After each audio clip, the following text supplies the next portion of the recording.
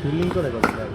No no no, এটা এক run, এটা সাইডে সাইডে, এটা না, এটারে এই উপরে কি, হ্যাঁ গুড। বিজনেস করার জন্য নিশ সিলেক্ট করা খুব ইম্পর্টেন্ট। নিশ কি জিনিস? নিশ হচ্ছে একটি নির্দিষ্ট ক্ষেত্র, লক্ষ্যবস্তু বা বিশেষায়িত অংশ, যেখানে আপনি একটি নির্দিষ্ট মানুষের জন্য একটি নির্দিষ্ট সমস্যার সমাধান বের করেন। কিন্তু পারফেক্ট নিশটা আবার কিভাবে খুঁজবেন? এটা বিভিন্ন প্রশ্নোত্তরের মাধ্যমে বের করা যায়। তবে আমি যে ফ্রেমওয়ার্কটি ফলো করেছি সেটি হচ্ছে জাপানিজ একটি কনসেপ্ট, ইকিগাই।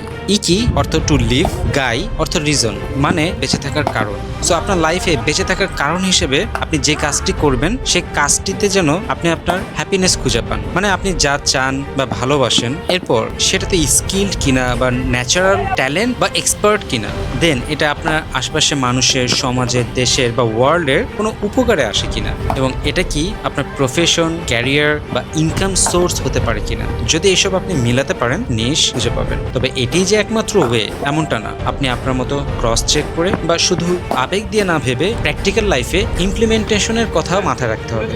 নিশ সিলেক্ট হয়ে গেলে এটা ভ্যালিডেশন করার জন্য অ্যানালাইসিস, প্ল্যান, স্ট্র্যাটেজিক ডিসিশন এবং ক্লিয়ার একটা রোড ম্যাপ রেডি করতে হবে। আর রোড ম্যাপটা যদি 60 থেকে 70% হয়ে যায়, তাহলে বাকি অংশ ইমপ্লিমেন্ট করতে গেলে টের পাবেন প্ল্যান করা থেকে ইমপ্লিমেন্ট করাটা কতটা কঠিন। সো নিশ খুঁজে পেলে কঠিন দিনের জন্য রেডি হন।